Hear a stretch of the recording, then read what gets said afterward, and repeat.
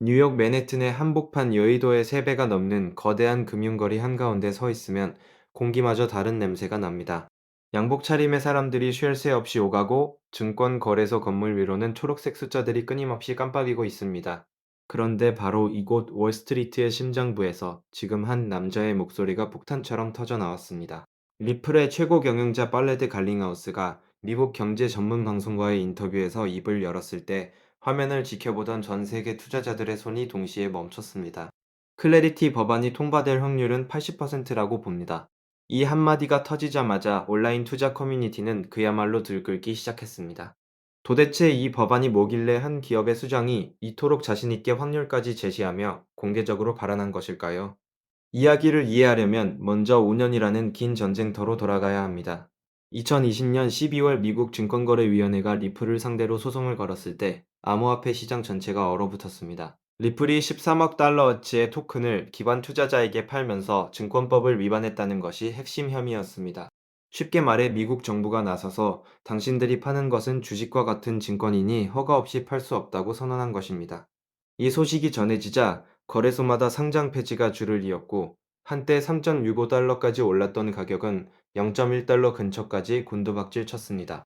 수많은 개인 투자자들이 한순간에 전 재산의 90% 이상을 잃어버렸고 온라인 게시판에는 절망의 글들이 빼곡하게 올라왔습니다. 그때 한 투자자가 남긴 글이 지금도 회자됩니다. 나는 결혼 자금으로 모은 3천만 원을 전부 넣었는데 화면을 열 때마다 숫자가 녹아내리는 것을 볼 수밖에 없었습니다.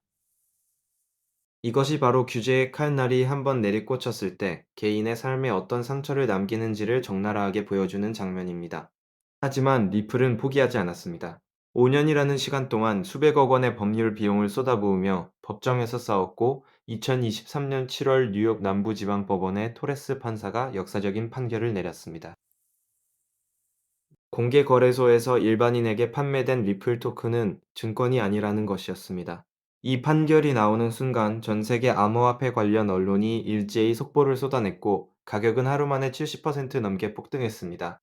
그러나 이야기는 여기서 끝나지 않았습니다.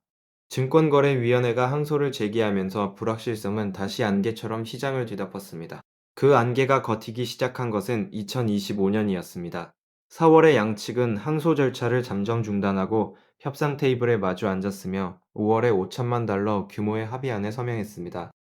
원래 1억 2,500만 달러였던 벌금이 5천만 달러로 줄어든 것은 사실상 리플의 승리를 의미했습니다.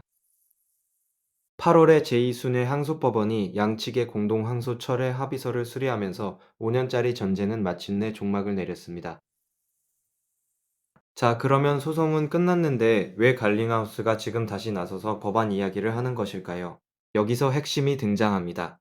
소송에서 이긴 것과 법으로 보호받는 것은 완전히 다른 차원의 문제이기 때문입니다. 판사의 판결은 그 사건에만 적용되지만 법이 제정되면 시장 전체에 명확한 규칙이 생기는 것입니다. 이것이 바로 클래리티 법안이 가진 무게입니다. 공식 명칭은 디지털 자산 시장 명확성 법안이며 2025년 7월 미국 하원을 294대 134라는 압도적인 표차로 통과했습니다. 이 법안이 최종 확정되면 어떤 디지털 자산이 증권이고 어떤 것이 상품인지를 연방 차원에서 명확하게 구분짓게 됩니다. 리플 토큰이 공식적으로 상품유로 분류되는 순간 증권거래위원회의 규제 관할에서 벗어나 상품선물거래위원회의 관리로 넘어갑니다. 이것은 마치 좁은 골목에서 넓은 고속도로로 진입하는 것과 같은 변화입니다. 기관 자금이 법적 위험 부담 없이 대규모로 유입될 수 있는 문이 활짝 열리는 것이니까요. 그런데 하원을 통과한 이 법안이 상원에서 발목이 잡혔습니다. 문제의 핵심은 바로 스테이블 코인 수익률이라는 예상치 못한 쟁점이었습니다. 코인베이스를 비롯한 주요 거래소들이 스테이블 코인 보유자에게 이자 수익을 제공하고 있는데 전통 은행들은 이것이 불공정한 경쟁이라며 강력하게 반발한 것입니다. 미국 은행업협회가 의회에 로비를 쏟아부으며 이 조항을 법안에서 제거하거나 제한해야 한다고 주장했고 상원은행위원회 의장인 팀 스콧이 법안 심의를 연기하면서 교착 상태에 빠졌습니다. 그 와중에 코인베이스의 최고 법무 책임자는 우리는 나쁜 법안보다 법안이 없는 것이 차라리 낫다고까지 발언하며 법안의 현재 형태에 반대 입장을 표명했습니다. 바로 이 혼란의 한가운데서 갈링하우스가 나선 것입니다. 그는 은행들이 성실하게 협상에 임해야 한다고 직격탄을 날리면서도 법안이 올해 5월 말까지는 서명될 것으로 본다는 수정된 전망을 내놓았습니다. 이전에 4월 말을 예상했던 것보다 한 달 늦춰진 것이지만 여전히 통과 자체에 대해서는 흔들림 없는 자신감을 보여준 것입니다. 실제로 3월 중순 상원에서 의미 있는 움직임이 포착되었습니다. 공화당의 틀리스 의원과 민주당의 엘소브룩스 의원이 백악관과 함께 스테이블코인 수익률 문제에 대한 잠정 합의안을 도출한 것입니다. 한 내부 소식통은 99% 해결되었다고까지 표현했습니다. 하지만 새로운 장애물이 등장했습니다. 지역 은행들의 규제 완화 요구가 법안에 추가로 얹혀지면서 사방으로 이해관계가 얽힌 복잡한 교착 상태가 만들어진 것입니다. 그럼에도 불구하고 법안의 핵심 지지자인 크리스틴 스미스는 2026년 7월까지는 통과될 것이라는 전망을 내놓았고, 이는 갈링하우스의 예측과도 대체로 맞아떨어집니다. 자, 이제 시선을 돌려서 이 법안의 통과 여부와 상관없이 이미 벌어지고 있는 놀라운 현실을 들여다보겠습니다. 2025년 11월부터 미국에서 현물 리플 상장지수 펀드 7개가 거래를 시작했습니다. 출시 후 단 50일 만에 14억 달러가 유입되었고 43거래일 연속 순이익을 기록하며 단 하루도 자금이 빠져나간 날이 없었습니다. 더 놀라운 사실이 있습니다. 세계 최대 투자은행 중 하나인 골드만삭스가 리플 상장 지수펀드의 최대 보유자로 떠올랐습니다. 그 규모가 1억 5,400만 달러에 달합니다. 골드만삭스가 특정 암호화폐 상장 지수펀드의 최대 보유자가 되었다는 것은 월스트리트의 시각이 근본적으로 변했다는 것을 의미합니다. 불과 3년 전만 해도 이런 일은 상상조차 할 수 없었습니다. 하지만 동전에는 반드시 양면이 있습니다. 2026년 1분기 동안 리플 토큰의 가격은 27% 하락했습니다. 시가총액은 1120억 달러에서 830억 달러로 290억 달러가 증발했습니다. 상장 지수 펀드를 통해 기관 자금이 들어오고 있는데 왜 가격은 떨어지는 것일까요? 이 모순처럼 보이는 현상에는 세 가지 원인이 숨어 있습니다. 첫 번째는 법안의 불확실성 그 자체입니다. 금융시장은 불확실성을 가장 싫어합니다. 법안이 통과될 것 같으면서도 계속 지연되는 상황이 투자 심리를 얼어붙게 만들고 있는 것입니다. 두 번째는 리플의 에스크로 물량 해제입니다. 리플은 매달 10억 개의 토큰을 에스크로 계좌에서 풀어놓고 있으며 이 잠재적 매도 압력이 가격의 천장을 누르고 있습니다. 세 번째는 거시경제 환경입니다. 미국 연방준비제도의 기준금리가 여전히 높은 수준을 유지하면서 위험자산 전반에 대한 투자 심리가 위축되어 있습니다. 하지만 이것을 다른 각도에서 바라볼 필요가 있습니다. 스탠다드 차타드 은행은 최근 보고서에서 리플 토큰의 2026년 말 목표가를 2.8달러로 제시했습니다. 현재 가격이 약 2.32달러이니 2배 이상의 상승 여력이 있다는 전망입니다. 더 나아가 2030년 목표가로는 27달러를 제시했는데 이것이 실현된다면 현재 가격 대비 20배가 넘는 수익률입니다. 물론 이것은 하나의 전망일 뿐이며 반대편의 목소리도 분명히 존재합니다.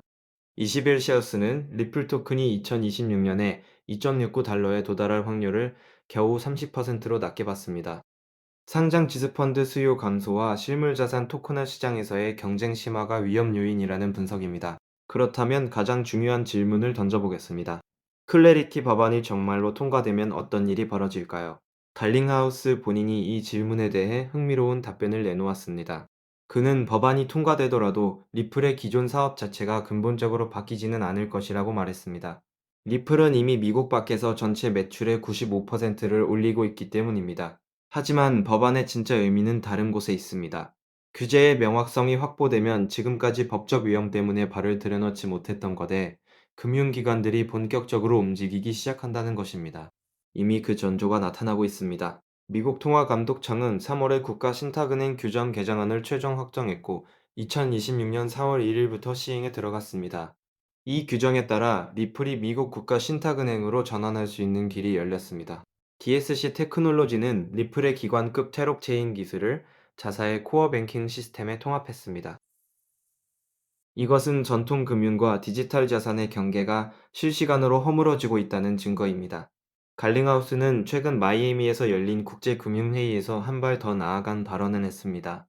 글로벌 대형 은행들의 최고위층에서 자체 스테이블 코인 발행을 적극적으로 검토하고 있다는 것입니다. 이것은 은행들이 더 이상 암호화폐를 경쟁자로 보는 것이 아니라 자신들의 미래 사업 도구로 받아들이기 시작했다는 의미입니다.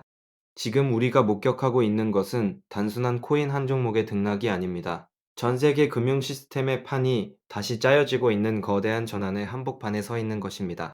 2020년에 시작된 한 건의 소송이 5년간의 법정 싸움을 거쳐 2025년에 합의로 끝났고, 그 여파는 법안이라는 형태로 의회의 문을 두드리고 있습니다. 상장 지수펀드가 승인되어 기관 자금이 흘러 들어오고, 세계 최대 투자은행이 최대 보유자가 되었으며, 은행 규정이 바뀌어 새로운 사업 영역이 열리고 있습니다. 반면에 가격은 1분기에만 27%가 빠졌고, 법안은 상원에서 교착 상태이며, 매달 풀리는 에스크로 물량은 끊임없이 시장을 압박하고 있습니다. 희망과 공포가 동시에 존재하는 이 기묘한 풍경 속에서 한 가지만은 분명합니다. 지금 이 순간이 방향을 결정짓는 갈림길이라는 것입니다. 법안이 통과되느냐 마느냐에 따라 수십조 원 규모의 기관 자금이 쏟아져 들어올 수도 있고, 또다시 길고 긴 불확실성의 터널로 들어갈 수도 있습니다.